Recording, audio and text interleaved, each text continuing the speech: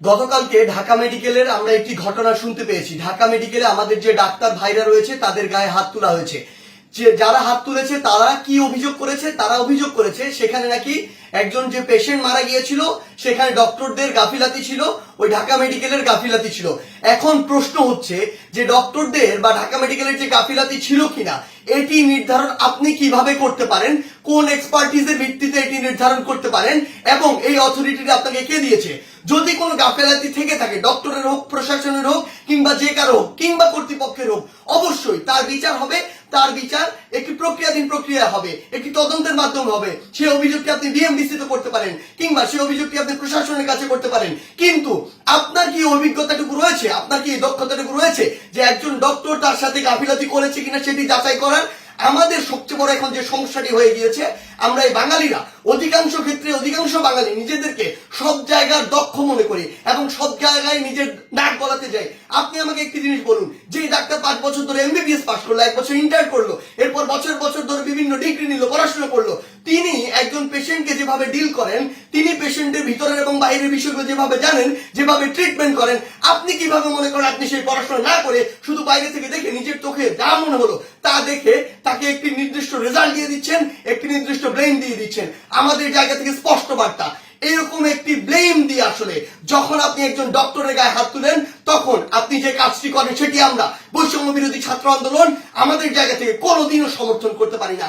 আপনাদের যদি কোনো অভিযোগ থাকে সেই অভিযোগটি আপনি জানাতে পারতেন। আমরা জানি আমাদের এই পুরো প্রসেসটিতে, এই ছাত্র জনতার অভ্যুত্থানে ডক্টররা কিভাবে ওই হসপিটালের ভিতর থেকে, ওই ইমার্জেন্সি থেকে তাদের ভূমিকাটি রেখেছে। আমরা দেখেছি যখন কিছু সরকারের পাঁচাটা স্পিরিট, ডক্টরদের যে স্পিরিট, সেই স্পিরিটটি যাদের মধ্যে নাই, এমন গুটি কয়েক ডক্টর যখন ওই ছাত্র জনতার গণঅভ্যুত্থানে আমাদের আহত ভাইদের চিকিৎসা দিতে বাধা দিচ্ছিল, তখন অধিকাংশ ডক্টর নিজের জায়গা থেকে রিস্ক নিয়ে আমাদের ওই ভাইদেরকে চিকিৎসা দিয়েছিল।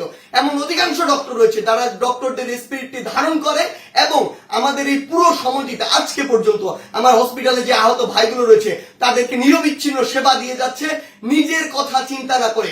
সেই জায়গায় যখন এরকম করে কোন একজন আমার ডক্টর ভাইয়ের উপর এভাবে হাতটি তুলে, আমরা এটি কখনো সমর্থন করতে পারি না। আমাদের জায়গা থেকে একদম স্পষ্ট একটি বার্তা, সেটি হচ্ছে যে আমরা প্রশাসনকে, মাননীয় স্বাস্থ্য উপদেষ্টা, ডিজি হেলথ সহ সকলকে একটি বিষয় স্পষ্ট করে বলতে চাই, আমাদের যারা মেডিকেলের ভাইরা রয়েছে, ইন্টার্ন ডক্টররা রয়েছে, কিংবা হসপিটালের যে ডক্টর ভাইরা রয়েছে, তাদের সাথে আমরা এই জায়গাটিতে একাত্মতা ঘোষণা করছি। তাদের নিরাপত্তার সর্বোচ্চ ব্যবস্থা করতে হবে।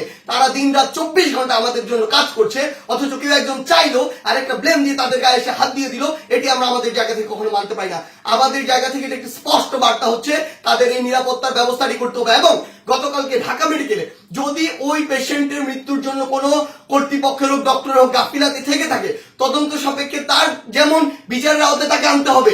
কিন্তু গতকালকে ওই আমার ডাক্তার ভাইয়ের গায়ে যে হাতটি তুলেছে, অপারেশন থিয়েটার থেকে বের হওয়া একজন ডক্টরকে, তার অবশ্যই দ্রুততম সময়ের মধ্যে তাকেও গ্রেফতার করে তাকেও বিচারের আওতায় আনতে হবে। আমাদের জায়গা থেকে স্পষ্ট একটি বার্তা, আইন নিজের হাতে তুলে নেওয়ার মতো অন্যায়টি যদি আপনি করেন তাহলে আপনার পক্ষে কোনোদিন আমাদের অবস্থান থাকবে না। ধন্যবাদ।